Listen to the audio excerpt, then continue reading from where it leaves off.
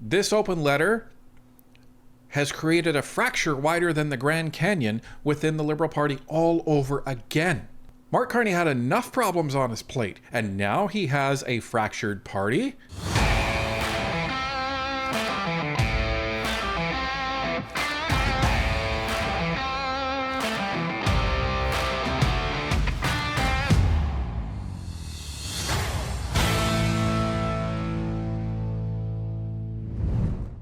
Mark Carney hoped to turn the page on Justin Trudeau's fractured Liberal Party. However, with only 20% of his caucus signing an open letter decrying anti-Semitism, the rest stayed silent.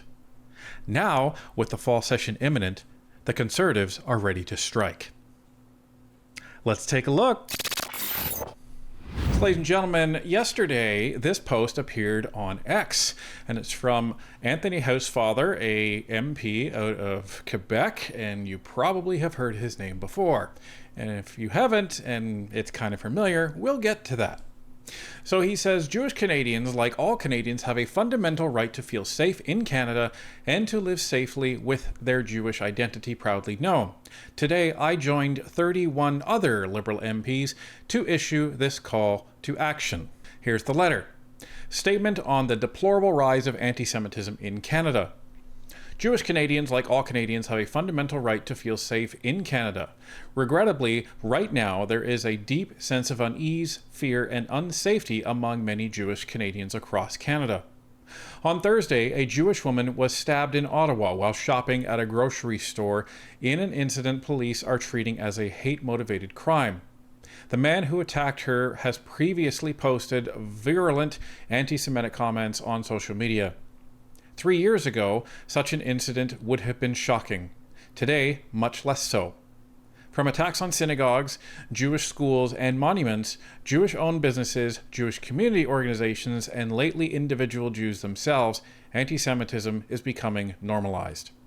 Since Hamas's brutal terrorist attack on Israel on October 7th and Israel's military response, anti-Jewish hatred has skyrocketed the world over.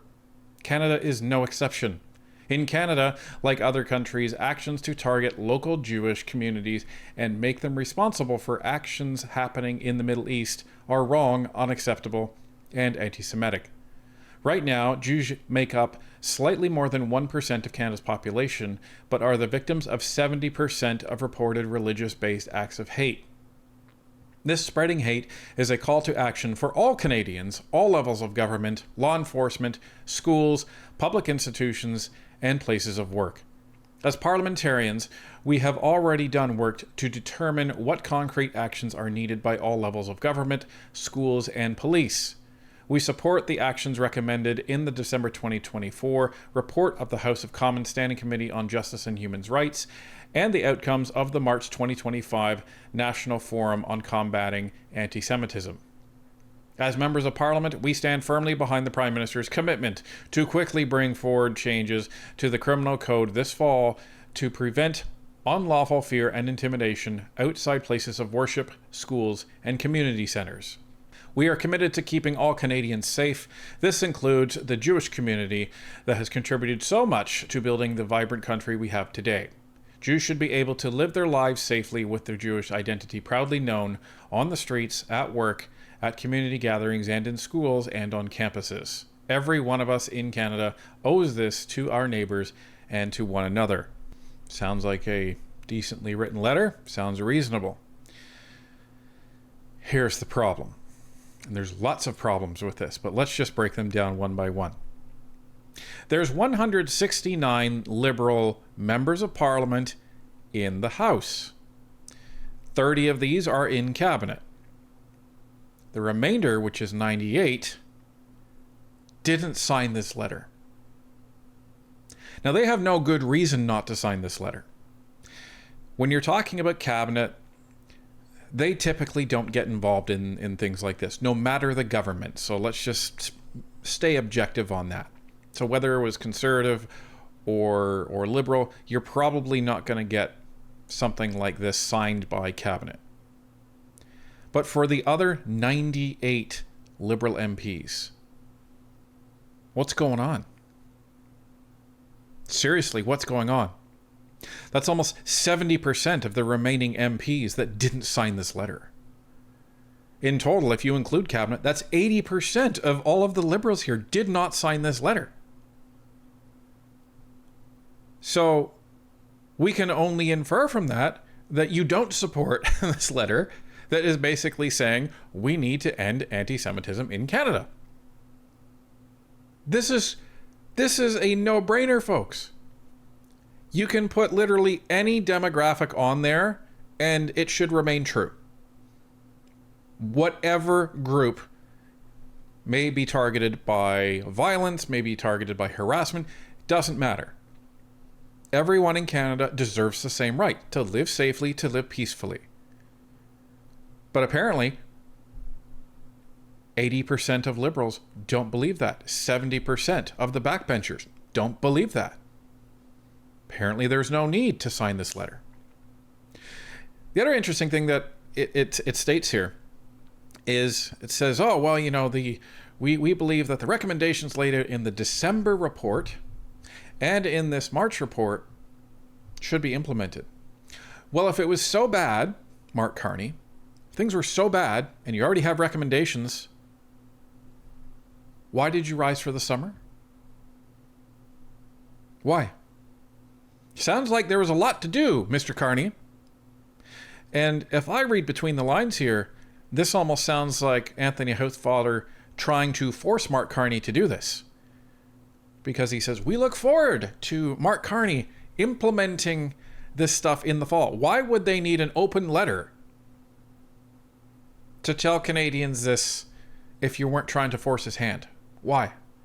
Because this is very similar to that open letter that leaked out from the Liberal Party under Justin Trudeau's watch when they were really not happy with him.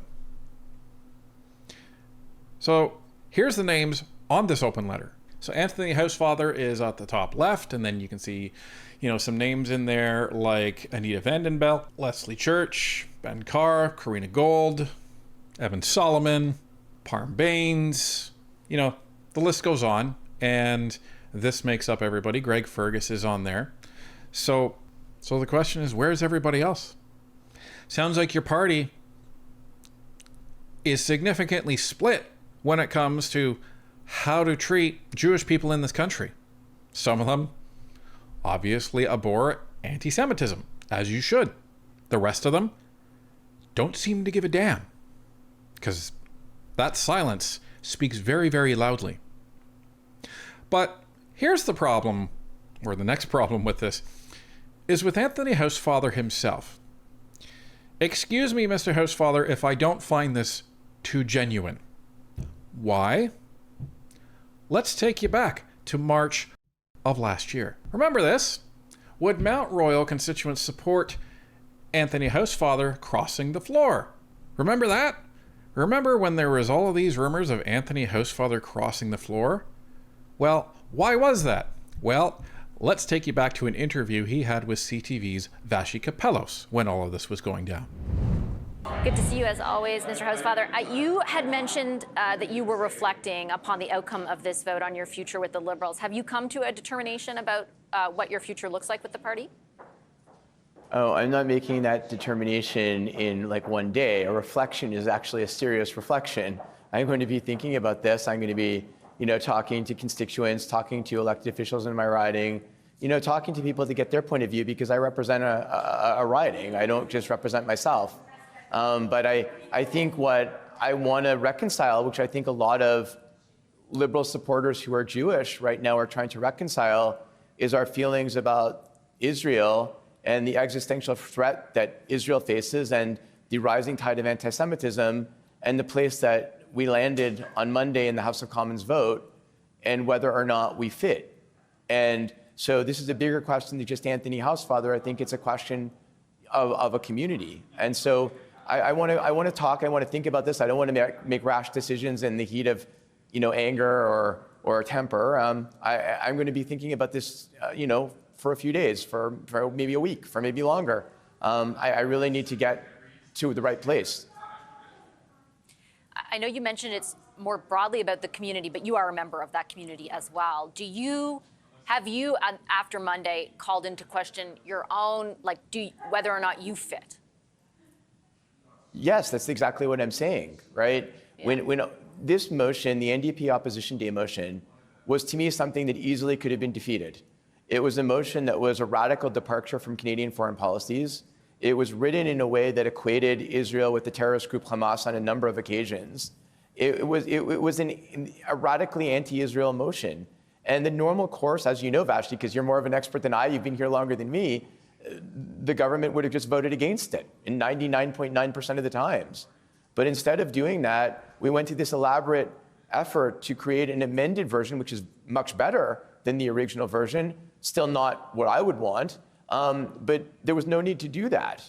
And I'm puzzled as to why, and certainly even the end place of it, saying, for example, that there cannot be the sale of non-lethal weapons to Israel. If you extend that, if the world was supposed to follow that, you would have Hamas and Hezbollah, two terrorist organizations that are firing missiles every day into Israel, armed by Iran, that has nothing to do with what Canada or the world provides to Israel.